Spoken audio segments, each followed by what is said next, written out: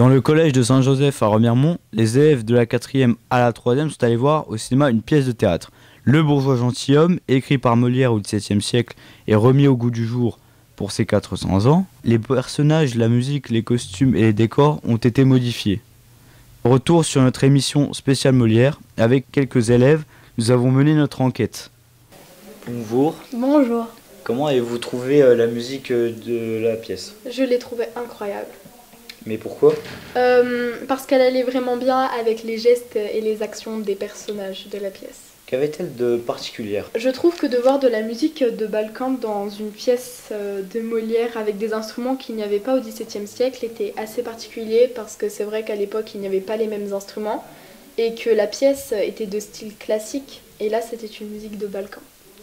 À votre avis, pourquoi les réalisateurs ont-ils changé le style de la musique? Parce que le but était d'adapter la pièce à tous les âges.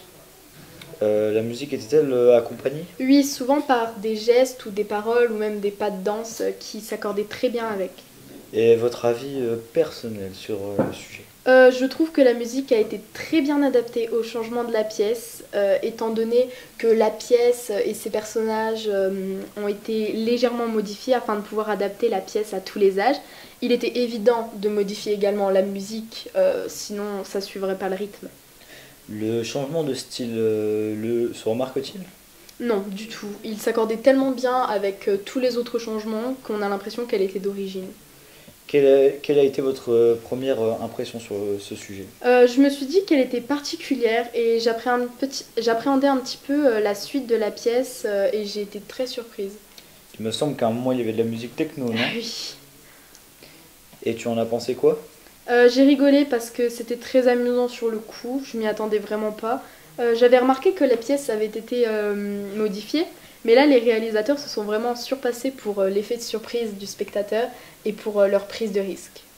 Les costumes étaient incroyables. Et vous, qu'en avez-vous pensé? Je les ai trouvés tous magnifiques, mais j'ai beaucoup aimé celui du bourgeois gentilhomme et de la marquise en particulier. Et qu'est-ce que vous avez aimé le plus dans le costume du bourgeois et de la marquise? Pour celui du bourgeois, j'ai trouvé très original pour le bourgeois, et celui de la marquise, je l'ai trouvé particulièrement beau. Il avait de la prestance et c'était très très beau. Lequel de ces deux costumes vous a le plus particulièrement marqué? Celui de la marquise, parce qu'il était vraiment exceptionnel. J'ai beaucoup aimé les détails sur ses épaules, les petites chaînes, et aussi le détail du jupon, les alvéoles, tout ça. La robe avait l'air vraiment très légère et c'était vraiment beau.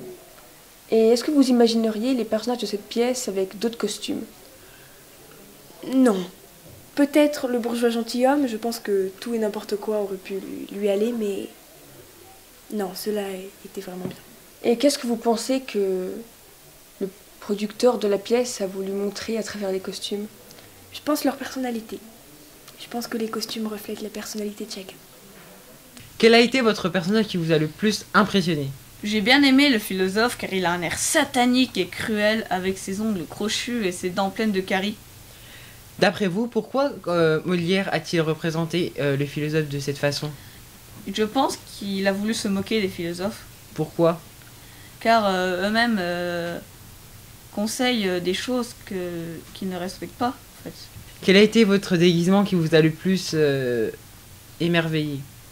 J'ai bien aimé celui du prince turc, car il est beau, il est fait avec plein d'objets différents. Par exemple, le chapeau, c'était avec un lampadaire. Il est super joli, plein de couleurs. Tous les personnages sont importants et ils sont tous vraiment intéressants. Mais lequel as-tu préféré dans la pièce? Doran, bien évidemment. Et pourquoi lui? Il est juste incroyable. Et en quel point tu le trouves incroyable?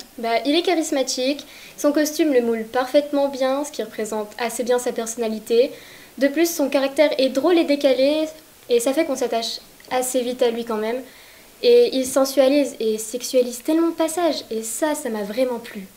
Et ces passages sensualisés et sexualisés, qu'en est-il concrètement? Il représente la cour du XVIIe siècle, qui entourait le roi, et Dorante représente l'idéologie de tous les contemporains qui aimeraient être à sa place, et pour eux, coucher avec le roi représentait beaucoup d'honneur. Ben d'accord, merci beaucoup pour tes réponses. Y a pas de quoi.